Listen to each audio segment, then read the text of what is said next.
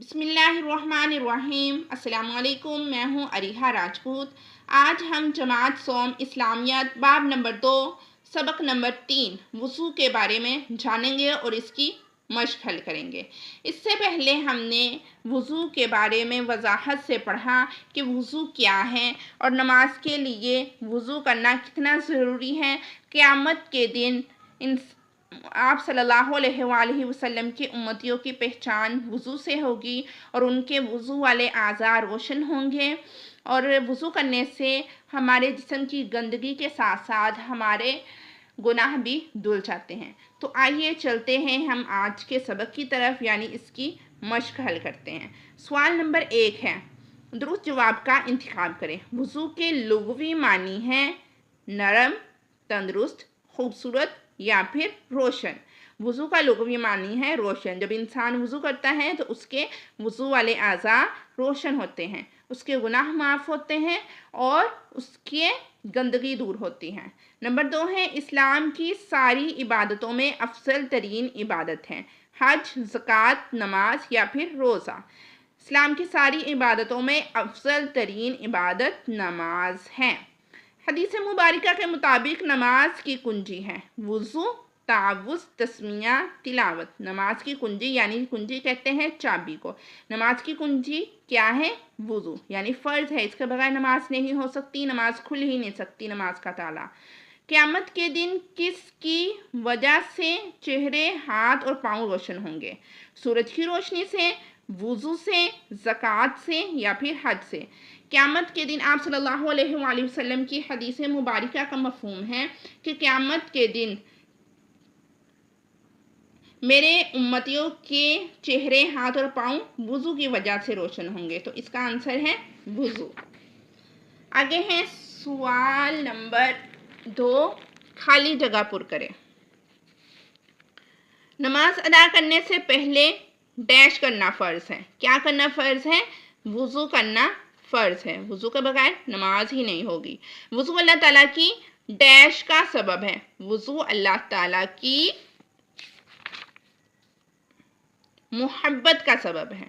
ٹھیک ہے، پیچھے ہم نے پڑھا وضو اللہ تعالیٰ کی محبت کا سبب ہے۔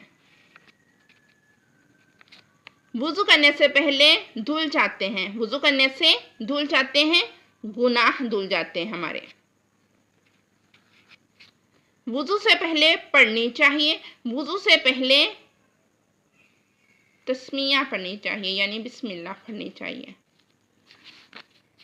سوال نمبر 3 ہے، درج ذیل سوالات کے مختصر جواب دیں۔ سوال نمبر 1 ہے، وضو سے کیا مراد ہے؟ وضو کسے کہتے ہیں؟ اس کا سوال نمبر 1 کا آنسر یہ ہے، شریعت کی اصطلاح میں پاک کرنے کی نیت سے جسم کے بعض حصوں کے دھونے کو وضو کہتے ہیں۔ شریعت کی اصطلاح میں پاک کرنے کی نیت سے جسم کے بعض حصے کے دھونے کو وضو کہتے ہیں۔ اگر سوال نمبر 2 ہے، وضو کے فوائد بیان کریں۔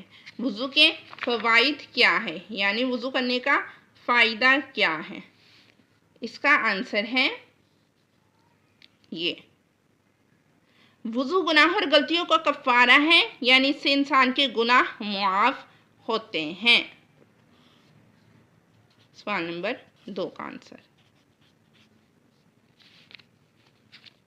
اس میں یہ بھی ہم ایڈ کر سکتے ہیں، وضو سے انسان کے درجات بلند ہوتے ہیں اور اللہ تعالیٰ کے ہاں اس کا شمار نیک لوگوں میں ہوتا ہے، یہ بھی ایڈ کر سکتے ہیں ہم۔ آگے ہے سوال نمبر 3، وضو کی فضیلت پر ایک حدیث مبارکہ کا ترجمہ لکھیں۔ ہم نے سبق میں حدیث مبارکہ پڑھی تھی، کافی زیادہ پڑھی تھی، تو اس میں سے ہم ایک حدیث کوئی بھی کر لیتے ہیں، یہ والی۔ حضرت محمد صلی اللہ علیہ وآلہ وسلم نے ارشاد فرمایا، میرے امتی قیامت کے دن بلائے جائیں گے تو وضو کے اثر سے ان کے چہرے اور ہاتھ اور پاؤں روشن ہوں گے۔ سوال نمبر 3 کا آنسر۔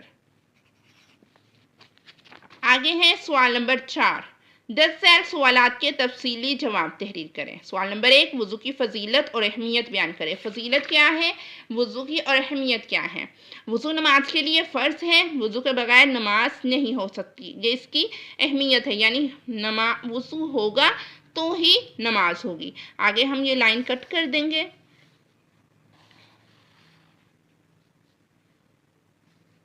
اسلام کی ساری عبادتوں میں افضل ترین عبادت نماز ہے، اور نماز ادا کرنے سے پہلے وضو کرنا فرض ہے، ٹھیک ہے۔